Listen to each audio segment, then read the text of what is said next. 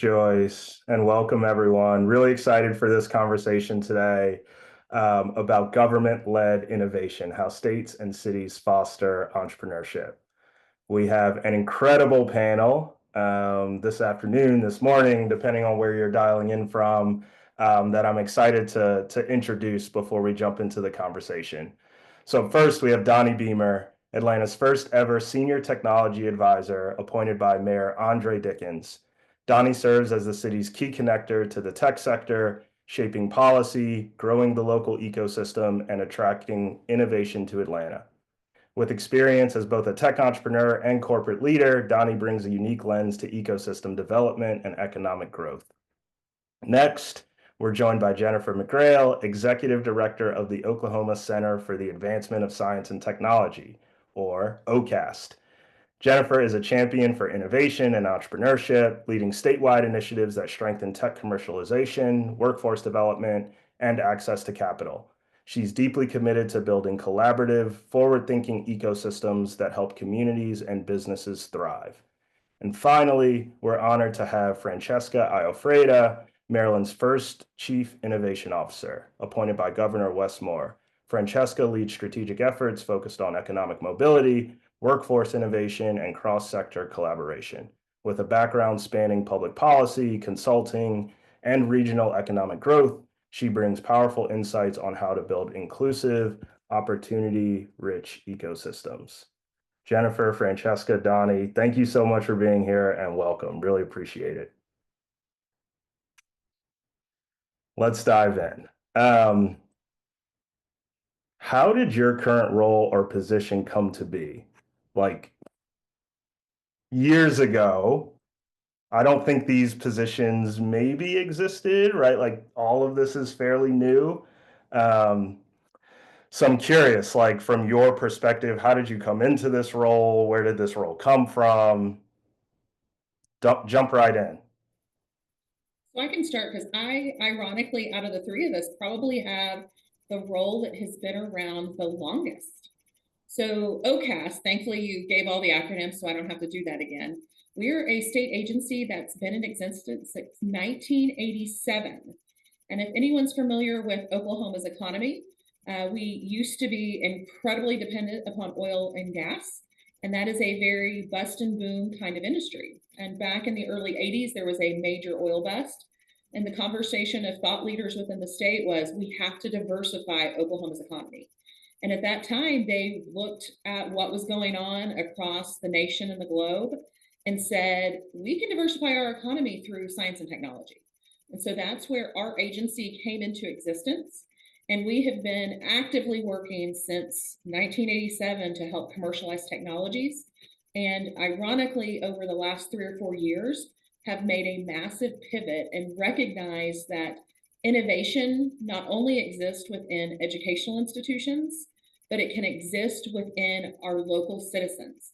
So we've pivoted and spend all of our time working at building out a massive, robust, healthy innovation ecosystem to help those Oklahoma innovators. Well, I'm happy to jump in next. I might be the most recent. So I joined as Maryland's first Chief Innovation Officer in October. So I've only been in the seat around 6 months, and it's kind of the first ever innovation team in the state. And the genesis of the team was actually a groundbreaking partnership between Governor Wes Moore and Bloomberg Philanthropies to launch the first ever state innovation team. So for those that might be familiar, Bloomberg Philanthropies is all about bringing data-driven, human-centered approaches, creative ideas to government. And so historically, they've supported innovation teams at the city level, really around the world. And so it's really exciting for us to be kind of trailblazing in being a state-level team, and to bring kind of that same mentality to the challenges that we're facing here in Maryland.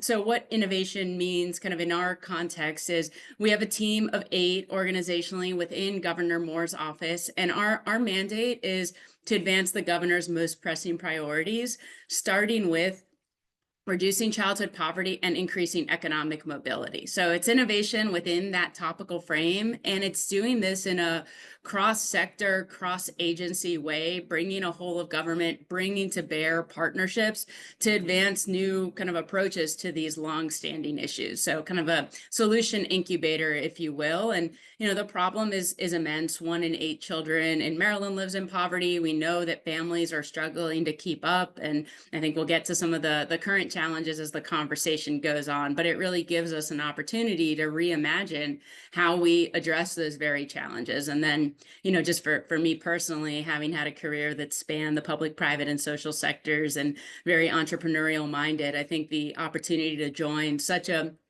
future forward, future looking administration leading on these issues and with the potential for impact, doing work in the place that I love, living in Baltimore and working for Marylanders was so exciting. That's awesome at the state level, because the resources at the state they're vast in comparison to a city. So that's awesome. And so I've been at this for about 2 years. So I'll give you the origin story, the mandate, and then I guess how I got into it. So the sad thing about Atlanta and Bloomberg, they were here just a couple weeks back, and they showed us this chart. Not that it was new, but it talked about economic mobility.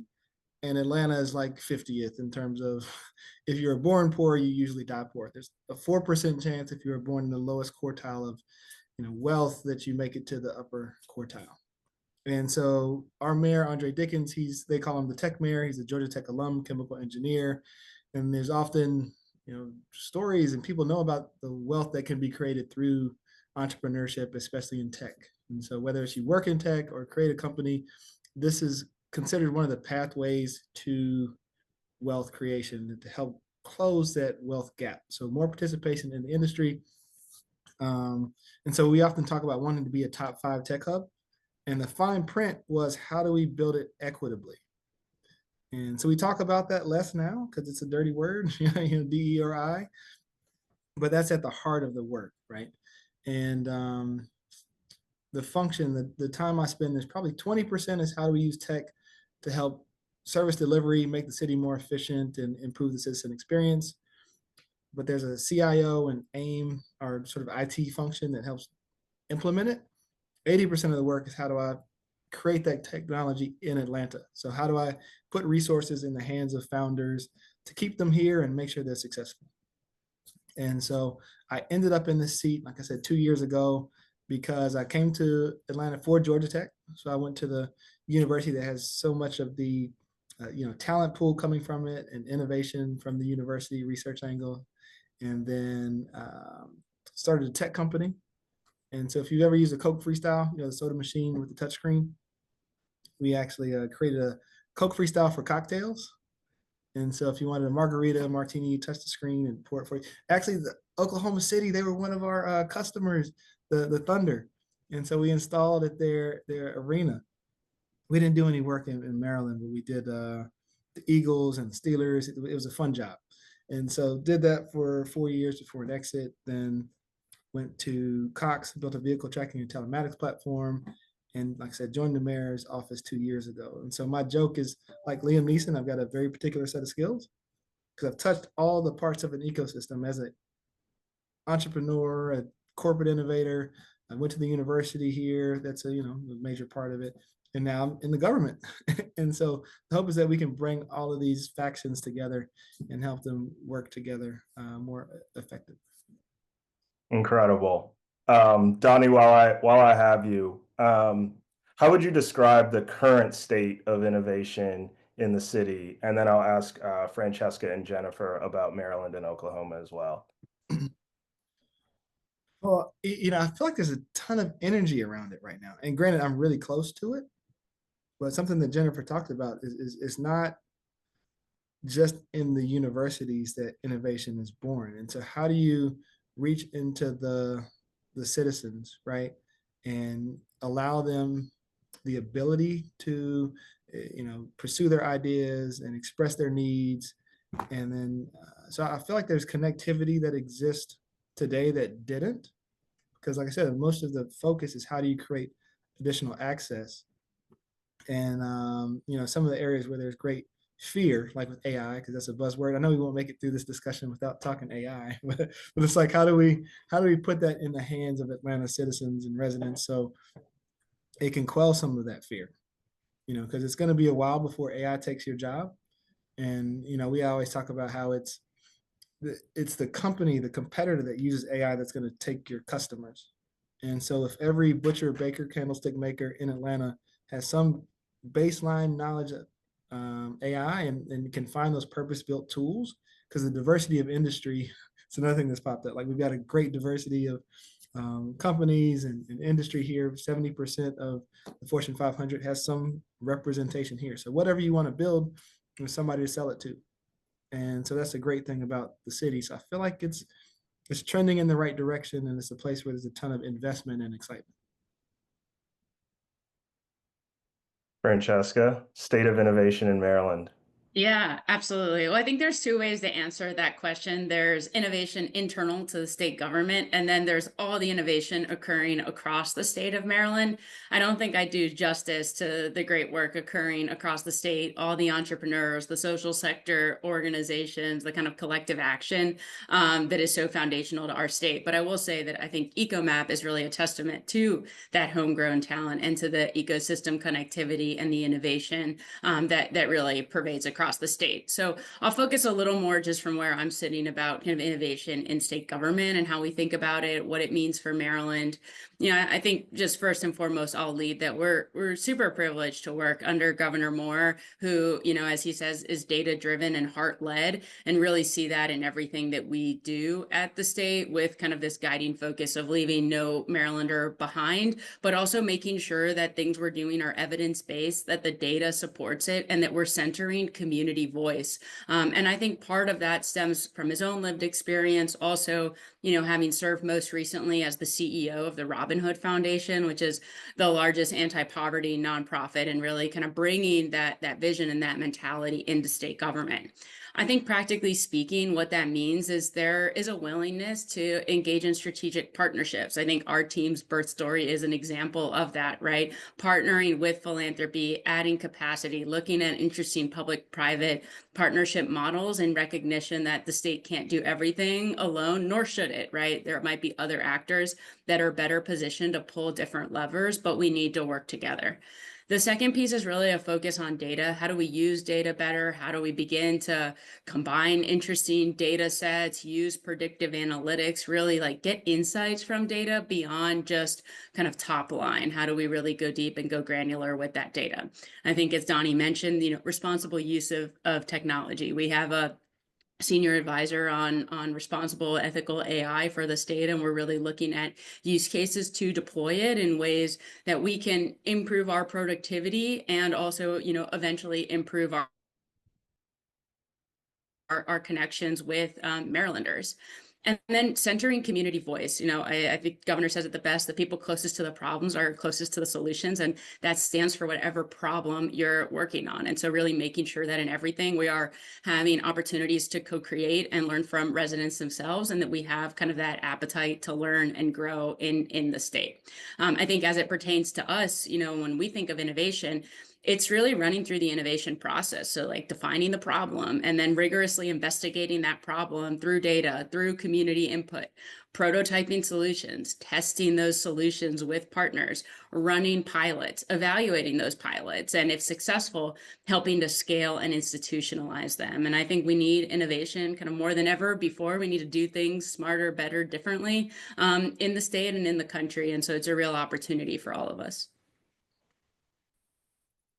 Well, here in Oklahoma, I have to second what my panelists also said, is it's an exciting time, and there's a massive amount of momentum all across every 77 counties in Oklahoma.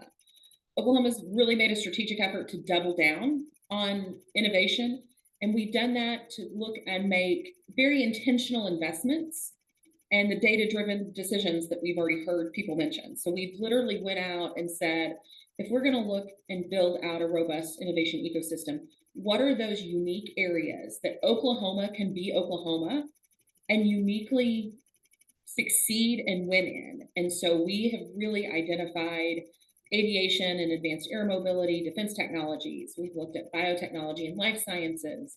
And then, of course, all things energy, looking at the traditional oil and gas. How do we actually make it more effective, efficient, and cleaner, all the way through your renewables?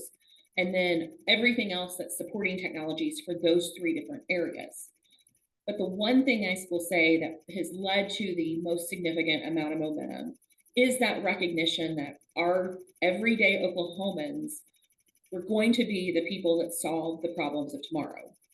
And to help them, we needed to focus more intentionally on building out collaboration all across the state of Oklahoma. When I started in my current role, I've been here just under 3 years, and we had a really effective model called our Oklahoma Innovation Model. And it literally was our organization at the state level with 4 other active entities across the state. And I hope most of you on the call know that to support any single innovator in our communities, it's going to take more than 4 or 5 entities to help make them successful. So we've spent a lot of time looking at what great work others are doing and building out a new Oklahoma Innovation Partners model. And that's led to literally the creation of 20 additional contracts where we actually have the ability to provide some type of assistance, kind of the glue that holds everything together. And then brought in more than 100 other resource partners to start connecting them all across the state. So this has allowed us to look at bringing in not just government from the state level, the federal level, your local counties and municipalities. We've been able to bring in all of our higher education institutions. So literally our R1s, our R2s, down to our regionals and our community colleges. We've been able to bring in industry partners and other entrepreneur support organizations and get them all aligned and sharing goals. And then the other thing that I'm really proud, I'm going to call out a couple of the folks on the call today, is Oklahoma has a number of unique partners who are helping tell the story of all of the great things going on in Oklahoma. And we've had folks that have recognized that there's innovation available and investable in Oklahoma and the middle part of the country. So we have entities like Cortado Ventures with sponsors like Regions Bank and a number of others. Just next week, we'll be hosting their 3rd annual MidCon Venture Summit. And they're bringing in entrepreneurs all from across the middle part of the country to showcase to investors and resource providers that there's strong things going on. Because we know Maryland has great things, Atlanta has great things, but everyone needs to start looking all across the United States to find the best technologies so our folks can solve the problems of tomorrow. And then the other thing I think in Oklahoma that we have been super fortunate is the collaboration that's been able to be built has afforded us the opportunity to win a number of very large scale federal grants. And those are really once in a generation investments to kickstart different sectors of innovation. Oklahoma was one of 2 states that received 2 Build Back Better regional challenges several years ago. We have friends in our collaboration up in the Tulsa area with Tulsa Innovation Labs, and there's a whole slew of partners, I would miss some, that received a CHIPS Tech Hub designation, literally establishing Oklahoma in the advanced air mobility spectrum. A lot of folks don't realize that Oklahoma has an incredible aviation history. So taking that next step into an emerging field is kind of a no-brainer for the state, but being able to secure that CHIPS designation and then the subsequent award for it will really allow that ecosystem to take off. And then the last one is Francesca talked about it, and using data to make sure that we're using true data-driven metrics. And I will say, literally, in a pivot from helping higher education to innovation at the actual citizen level, our original numbers are starting to show that we are seeing increased numbers of jobs. Those jobs are coming in at an average salary and wages of more than $30,000 than a normal job in Oklahoma. And then the follow-on loans, investment, venture capital, all types of other things to help build businesses are exponentially going up by changing how and who we help and building out massive amounts of collaboration all across the state. Incredible. Um, as you all think about some of the priorities in your office right now, like how would you describe what those priorities are, right? We heard Donnie talk about economic mobility. We've heard Jennifer talk about increasing average salary, wages, et cetera. Um, maybe Jennifer, I'll start with you this time. Like how are you talking about publicly those priorities to citizens, legislatures, et cetera? So we narrow it down to about 5 or 6 different priorities. The first piece is that we talk about that we need to strengthen our innovation pipeline and drive statewide coordination. I think Oklahoma, I would suspect that we're not unique in regards to there's a large number of entrepreneurial resources across the state that provide generalized services.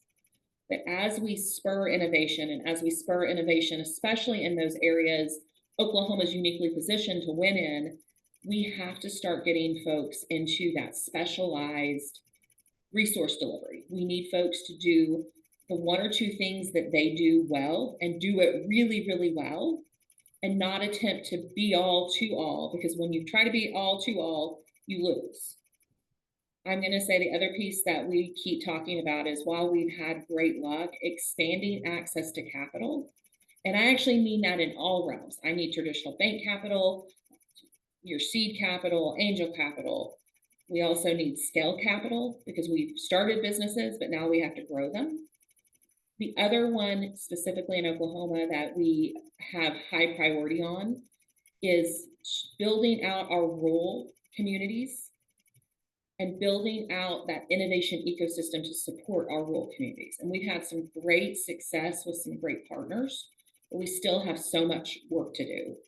And then the other one that we keep in a priority in our office, but it's kind of a harder lift when you're dealing with state government, is we are working and trying to create infrastructure to elevate the storytelling of what we're doing, why we're doing, and why it actually matters. And also make sure that we have really strong data points that truly are telling the story of what we're doing. So we've been spending a lot of time building out literal data capture systems that are going to give us longitudinal data so that as we have a more robust ecosystem, we can divert resources to address gaps that better move the needle within the state of Oklahoma. Francesca, priorities? I Yeah, know economic mobility, childhood poverty, but maybe a layer more specific.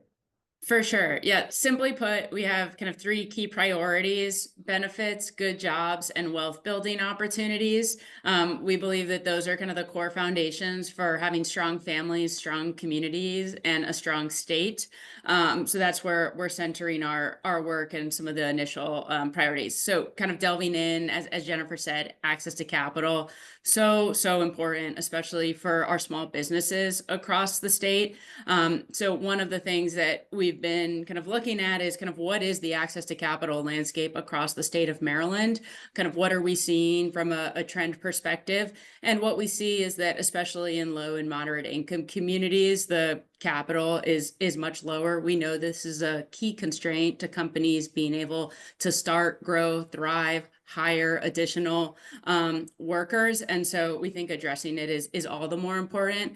What we're also seeing is because of consolidation in the financial industry, there are less physical bank branches in low and moderate income communities. And historically, that's been one of the ways through building personal relationships that companies have been able to get that loan. And so in this kind of now technology rich environment with less physical banks, kind of what does that look like? What could interventions be that help support kind of the small business and business growth creation? I think what we found through our research and talking to small businesses across the state is really a desire for more financial knowledge. Like, how do you start a business? How do you navigate the kind of loan complexities, the labyrinth of resources that are available? What's a pro forma statement, right? Just kind of some of that baseline knowledge. There's also historic distrust. So how do you bridge some of that gap? What role can technology play? We're exploring all of those important issues. On the other one of good jobs, jobs are so foundational. I think you can't have poor children without poor adults. And really, the best way to do it is to ensure family sustaining wages. We also know that industry is rapidly shifting, as are the needs and the requirements of all Marylanders. Our governor has outlined some lighthouse sectors that are kind of high growth industries for our state where we're well positioned to win. And what we're really thinking through is kind of how do we set Marylanders up to, one, have awareness on what those opportunities are, both the opportunities of today and the opportunities of tomorrow.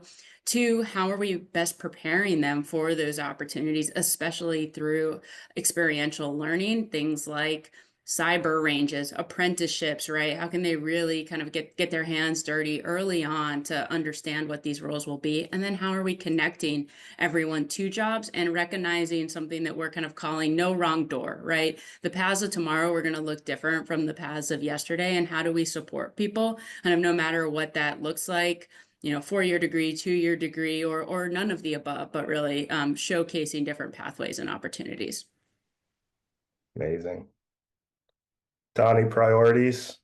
Yeah, it's funny. So I got distracted by some of the questions I saw in there because one of the priorities, this is an aside, is talent retention, because we've got a ton of great schools and they all moved to San Francisco or New York, and so there's a talk about you leaving Maryland, and I'll let you know, Francesca. I pitch Sherrod every couple months on trying to move him to Atlanta, so I might back off just because I like you, but anyway, our priorities, because there's great alignment between what you all have shared, and I talk about 3 big buckets for our work. It's perception, measurement, and resources. Perception, because I think we all struggle with this. I need people to believe that Atlanta is a great place to build a business, right? And so whether you're a flyover state, we're more of a fly through city, because so many people will say, hey, I've been to your airport, but I've never had a reason to go to Atlanta. And so we need to show you that people have succeeded here and build those purpose-built resources for the different founders, whether it's a certain industry or a certain type of individual. So measurement, because if we talk about being top 5, it's based on what? And there was a comment earlier from Jennifer about the shared goals and shared language. So something as simple as definitions and how we talk about industries is really important. It may seem trivial, but I think that's important for us to collect the right information and then tabulate the results to see where we should invest and where there are gaps. Because we all know also that numbers are kind of like people, and if you torture them enough, they'll confess to anything. And so we haven't built out a metric, a rubric to show, hey, based on this, we are top 5. We've done some work to define the metrics that we want to measure and track. And of course, they have to be some of the ones that are just required so you're credible. Like, how many startups do you have? How many venture dollars are flowing into your ecosystem? But then there are places where it's important to us, like the diversity and inclusion. So what do the founders look like? Are they coming from the different pathways? And, like you said, the no wrong door, because we don't just want it to be university grads from Georgia Tech. And, they're great, they're nerds, and I can say it because I am one. But we want anyone to have the opportunity to go from an idea on the back of a napkin to an IPO. And so that's on the measurement front. And then resources, talent, capital, customers, that's the lifeblood of any ecosystem. So if we can increase the access and quality of those things, then that increases the likelihood for success. So everything kind of falls into those 3 areas. And there are different cascading sort of separations and KPIs attached to all of those. Amazing. And as you think about making progress towards those priorities, I'll start with Francesca here. What are some of the key challenges that you've identified in kind of moving the ball forward? Yeah, absolutely. Well, a few things. I think, capacity constraints across the board. What I've seen in my 6 months joining state government, there are so many passionate people working tirelessly over a big coverage area with big remits in a resource constrained environment. So probably not unfamiliar challenge, whether you're a startup or a big company, but I think it's especially acute in a state, particularly with some of the dynamics we're facing right now. I think another challenge is just how we harness data effectively. Some of what I spoke on before, really like leveraging the right tools, making sure that we have we have a data scientist on our team that's been incredibly helpful, making sure that we have people that are equipped to really dissect the data, to be able to leverage that to inform public policy, to inform programmatic efforts. I think I shared some of the more topical challenges around small businesses and workforce, just the pace of change and the need to really meet communities where they are, again, in a resource constrained environment. I think if you've been reading the news, you've seen a lot of the challenges that we as a state are facing. Maryland is particularly exposed to many of the federal administration layoffs and activities. And so we're really grappling with that. Every state gets a significant amount of funding from the federal government. I think it's almost 40% for the state of Maryland.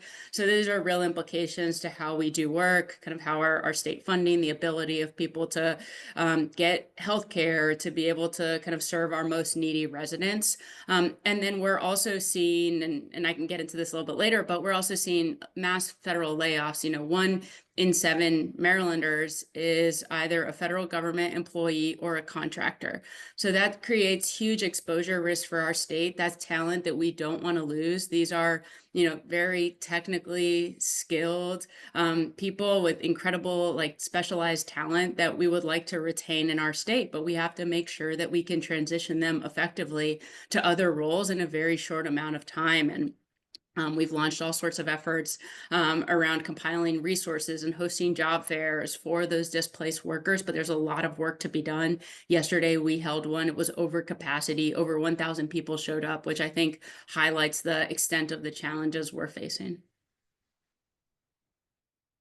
Jennifer, current challenges on your mind? Everything that she said. And then to add on an additional one, and I'm actually going to go back to a comment that Donnie made earlier in regard to building out a shared language and ensuring accuracy and validity of your data so that your data is, not confessing to stuff that's not actually there. And so we have been building out literally a standardized data dictionary and a formula dictionary, so that when we talk not just to our legislature and the policymakers within the state, but when we start working with entrepreneurs and innovators to help manage expectations, we can all be speaking a common language. Because people come to us frequently like, what's an accelerator? Oh, I'm going to go to a business. I'm going to go to the incubator, an accelerator, a pre-accelerator program. I need seed capital. I need a loan. Then you start looking at how we calculate new jobs and follow-on capital and sales numbers. You would be amazed at how different every single one of those elements are. So one of the biggest challenges we're still working through is on the data end and the dictionary and the definition end. And then the other piece where it's a significant challenge, but we are turning it into an opportunity. And I think a large number of folks on this webinar today have this as a challenge, but are sitting on a huge opportunity, is you've heard all of us talk about the data that we're collecting today. Well, all of us are now on the front end and the leading edge of what that workforce is going to look like in our state. The new jobs and the innovators. And so Oklahoma, like a lot of states, we have our top 100 critical occupations list. Every single educational entity in the state looks at this and they make strategic decisions, investment decisions, and policy decisions based upon those top 100 jobs.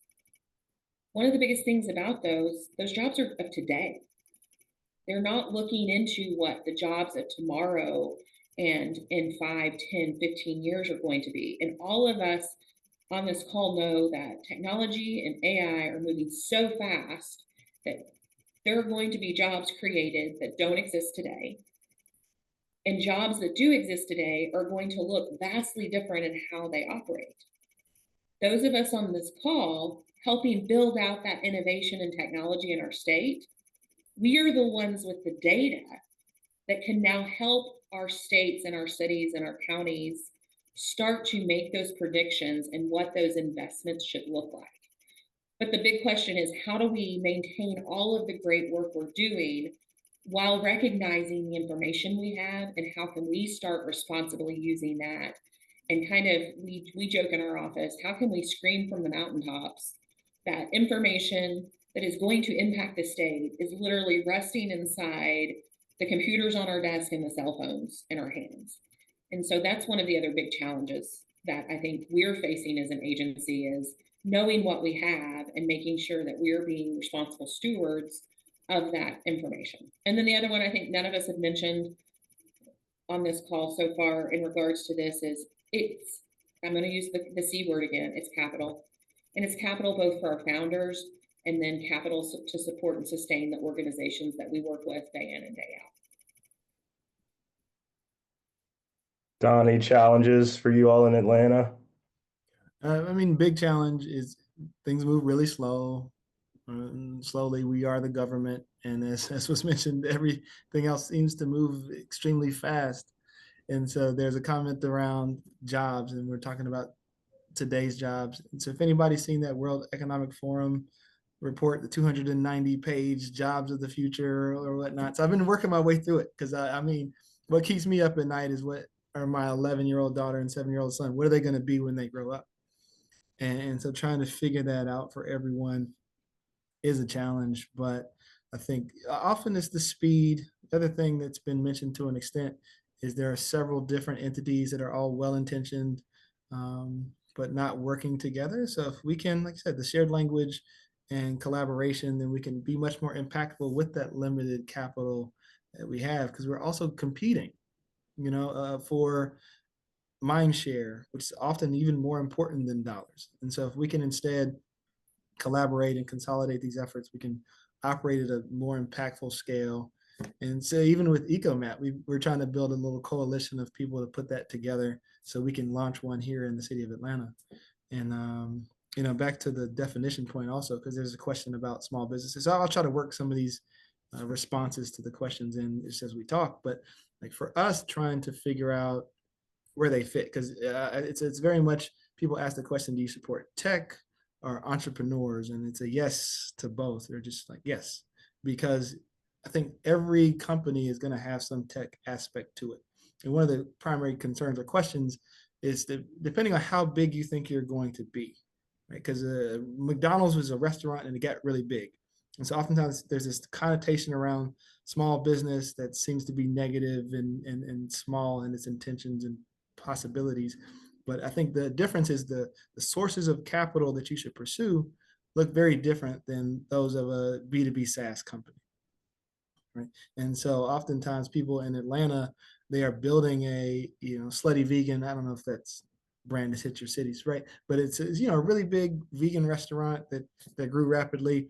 And of course, Spanx, Spanx, another huge company. And so you tried to raise money for venture capitalists and they told you no, but you don't fit the profile for that. And so instead is how do we make available different sources of capital that better suit and meet your needs? And so that's what we've tried to spend some time doing here in Atlanta with Invest Atlanta, which is our economic development arm. There's a massive loan portfolio there. And we've even created a startup growth loan program. So we did about $2 million in loans that last year that went to 17 companies up to 150K, no personal guarantee, maximum was 3% interest. It was like as close to a grant as I could get.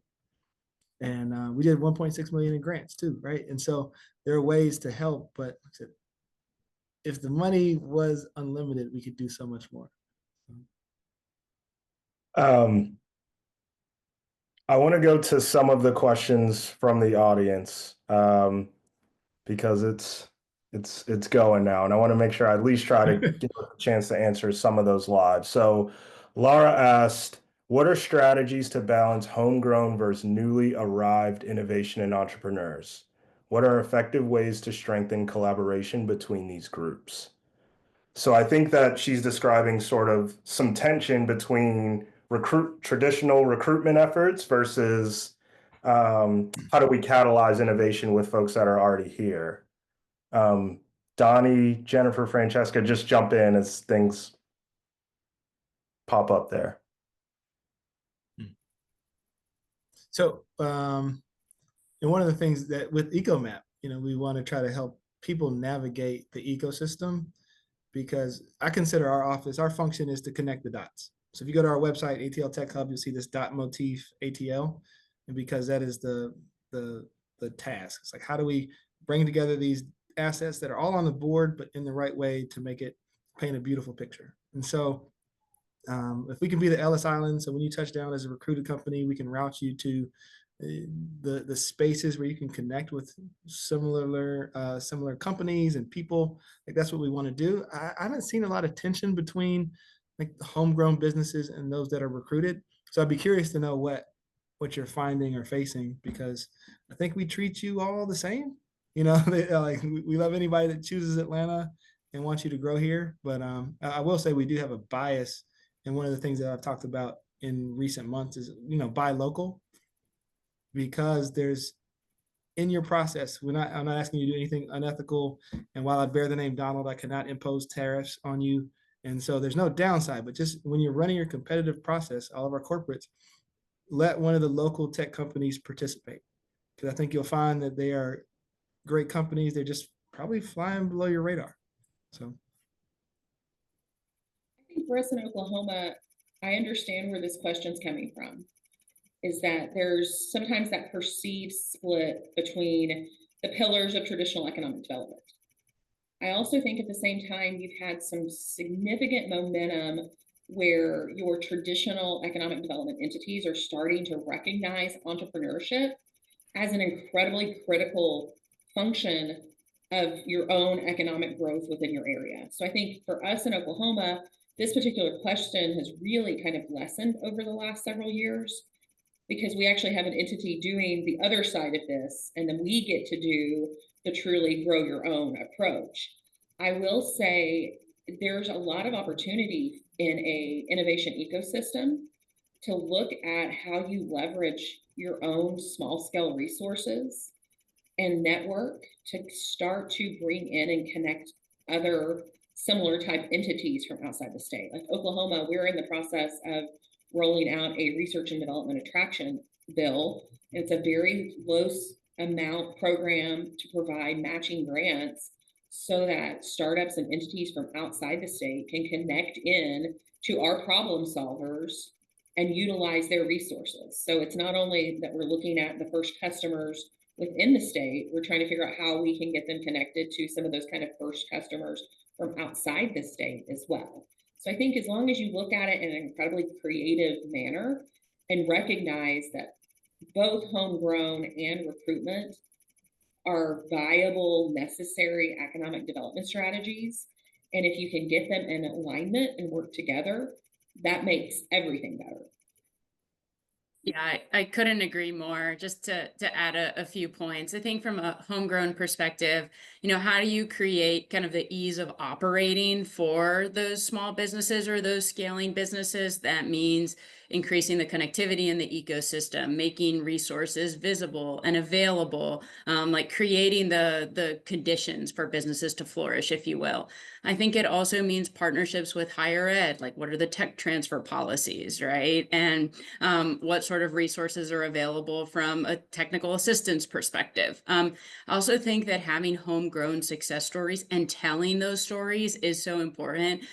Something that always surprises me is how much people in the same ecosystem don't necessarily know about the innovation or the successes that are occurring just a few blocks away. And I think that's actually also part of the recruitment function, is showing the stories of businesses that have grown and scaled in place. So just to add those 2 points. Yeah. And Francesca, I want to stick with you for a second because I know some of your journey at Greater Washington Partnership. And one of the questions from the audience talks about sort of the boundaries of an ecosystem. And so I'm curious, as you think about partnerships, as you think about your state or your city, how do you approach sort of regional economic development as it relates to Oklahoma or Maryland or Atlanta being successful, but being anchored by Pennsylvania and DC and Virginia or Texas or the full state of Georgia? Like, what's the strategy to engage with partners to sort of lift those respective areas? Absolutely. It's such a great question. Of course, I wear the Maryland jersey these days, but obviously, like, we don't operate just in a vacuum. And especially in our area, right? We have Maryland, Virginia, and DC. People work across state lines. They, will go dine and spend their money across those lines. Some of our transit is jointly funded. And so we really can't afford to just think myopically. And so we really have to think like, what is the regional positioning? I think we're seeing that, very much in the federal worker context, right? Where many of those Marylanders, they live in Maryland, but they work in DC or work for the federal government. And as they are evaluating their next steps, they're thinking, where across the mega region or where across the United States should they be going? So I think, we have to think about where are their kind of collaborations, where are their investments, what are those vehicles that we can lean on from a broader regional perspective, and also like the telling of the story and the asset mapping, if you will. There are certain assets that Maryland has that are very unique to Maryland, but there's also connectivity between those assets and other regions or other states. And so I think it's really like thinking holistically and acting collaboratively where it makes sense. I'd like to chime in on that and say, especially those of us in government on this call, this is a unique area that we have significant opportunity to actually be the permission giver to allow those things to happen. And so we can pay careful attention that when we structure programs and collaborations, that we are saying, let's look at this, as Francesca said, in a holistic manner. That if it's something that, I mean, in our area, that North Texas or the DFW area is uniquely positioned in, how can we help leverage that? It's literally from our southernmost portion of the state, they're bleeding into the DFW Metroplex. So why wouldn't we try to figure out how to make alignments there? And so that's the role of those of us in government entities can say, let's look at that, see if that's a viable option, and build out true regional collaborations. We've seen it up in the Tulsa area with the advanced air corridor or the tram corridor with Arkansas, building out significant efforts. We've had some success down in the southeast part of the state with the North Texas, Oklahoma semiconductor project. And so there's lots of opportunity if somebody just says, yes, go do it, and gets out of the way and makes sure policy doesn't stop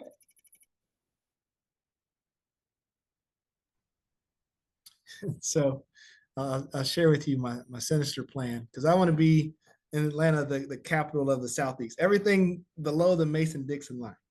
And so, Francesca, you may not, like that idea, but the great thing about the city is with 80% of the US population within a 2-hour flight from Atlanta, like you can get to wherever you need to go. And I think just having the awareness, because you don't have to be based here. We want to see you thrive and succeed.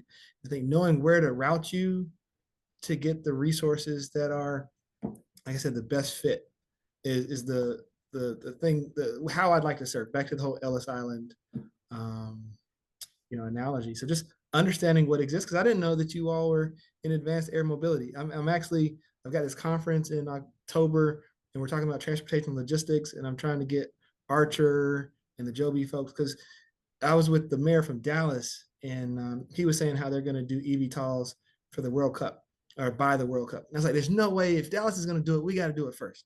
But the thing is figuring out how to deliver that. And so if you've made some headway on it, we'd love to know more about it. And it's just because we don't have occasions that we talk across the state lines that we would never know. So, like I said, I think we could be so much better together. We're all just generally hyper focused on our bailiwick, what we're responsible for. Yeah. I'll send you, we have an advanced mobility study we did across the entire state that I'd love to share with you. And if anybody else on the call wants to see it, let me know. I'll make sure that Sharad and the team have it so you can see what we've looked at statewide. It was our Department of Transportation, it was a phenomenal study looking at advanced mobility. Love it. Okay, we have 9 minutes. There's a bunch of audience questions that we have not gotten to. If you have questions, keep firing them in, and we will try to get them addressed in the recap blog post. for everyone. So as we come to a close, for Jennifer, Francesca, Donnie, what are some key lessons that you've learned, whether you've been around for a long time or you're new into the role, and what advice would you want to share with others looking to foster innovation in their communities? I'll go first because I mean, Francesca, you're probably finding this because you're super new, but this was a learning for me because the great thing about tech and innovation is generally not controversial. People are excited to engage, but it's very much, if you look at Maslow's hierarchy of needs, it's non-essential. We're at the upper rungs of that. And so keeping people safe and housed and fed, like that's where the city municipalities really spend most of their time and attention. So we can often get disrupted because of the attention shifting there. So I get it. But the chief of staff set me down probably a couple of weeks, months in. He said, Beamer, I've been hearing your name around the hall a lot. And it's not necessarily good. I just got to give you a heads up because I know people will be nice to you, shake your hands because you're the mayor's guy. So the mayor, he dreamed this up and created the office. He's like, but you got to realize you and he have 8 years at best. Some of these folks have been here 20. They don't give a shit about you. Excuse me, I don't know. They're not on TV, so I can say that. But excuse, pardon the French. But your ideas, and so because they're going to outlive you. I was like, yeah, you're right. I never thought about it like that. Because one thing that's universally true is that people don't like change. And so while you may think that this is progressive and innovative and helpful, it disrupts their process. And so how do you bring them along? And, a lot of the strategy that I've adopted is I'm not trying to convince you to do my thing. I want to find out what you're doing and help you do it better. I think I may have mentioned that earlier. And so how do you understand their incentives and desires and goals so you can be helpful in that instead of trying to, push your ideas on people? Because I got a ton of ideas. They're free and they're exciting. You heard it. I want to be the capital of the South. So that's some of the stuff I've found out. I love that, Donnie, and definitely couldn't agree more. I think a few kind of learnings that I've had in my 6-ish months. I think, cross-agency collaboration is so critical, but you have to be very intentional about it. Just like all of us, we have our KPIs, we have our mandates, we have different budgets and timelines. So without that connective tissue or someone who's really focused on the pattern recognition or creating those spaces where different agencies can come together, it might not always occur. I think that's one of the unique roles that our team can play. And we know if you're a resident, if you're a business owner, you're a family member, you don't think in terms of agency, right? You just think in terms of the state. And so we also need to think in terms of the end user, not in terms of like our own function. I think, Donnie, to your kind of interpersonal point, I think if you can help people do their job, like they will help you. So always thinking in terms of like what value you can provide, and that usually spurs action. I think also like speed matters, but so does trust. Part of the unique ways that our team can work is to like cycle quickly through learnings and drive that speed. But you can only do that at the speed of trust, and that speed and trust internal, speed of trust with the community. And so being really intentional about building that. I think we've talked a lot about data. We all know how important that is. I think we're data evangelists, but at the end of the day, data doesn't drive action, storytelling does. So you have to pair the powerful data with narratives and lived experiences to make it come to life, to actually inspire empathy and urgency and political will. Otherwise, it becomes too overwhelming to process. I also think that state government can lead innovation, but it has to build, the right muscle, the right tools, the right culture and capacity. And I don't think it's a task that it needs to do alone. I think there's also a role for everyone. So we have to empower and bring along the right partners for different challenges. And so just kind of like to round it out, what sort of advice do I have for others? I think it's like start by listening, not with the solution in mind. Understand what's happened before you, what the challenges are, what the priorities are before you act. I think it's also being humble, being open to recognize when we failed, being open to iterating, to experimenting, and then it's empowering others. Not everything needs to be kind of driven necessarily by you or your department. It's also letting those lead who are best able to lead. I agree with everything they said, and that you cannot, ecosystem building is not something you do alone. and your relationships are always going to be greater than your programs. So building out healthy, trusting relationships among your ecosystem will long outlast any type of program that you have. And then the two kind of that I have that I have learned very, very well, ironically, and it's those of us on this call can play this role, is do not be afraid to be a permission giver. A lot of times in the work that we do, folks sit around, and Donnie said he loves and has lots of ideas. But a lot of times what we see is we will sit around in rooms with other people that do the same work that we do, and everybody's waiting for somebody to say, okay, go ahead and do it. So make sure you are that person. Be the permission giver. I have found myself in that role more times than not. And even before I was in this role where I kind of do have some authority to give permission, but be the one that says, oh, that's a great idea. Let's go do it. Make it happen. You can never underestimate how far that'll go. And then the other one is don't be afraid to just start with what you have. It's entrepreneurship. Approach it in the same manner. Progress, not perfection. Start with anything you have, throw the word pilot on it, capture the data, and to make it better. That's all we can do at the end of the day. Amazing. Donnie, Francesca, Jennifer, thank you so much for such a good conversation. For those that are still with us, follow us on LinkedIn, EcoMap Tech on all major social channels. We'll follow up via email with a recap. We'll try to get those questions answered. And until next time, thanks again for joining us.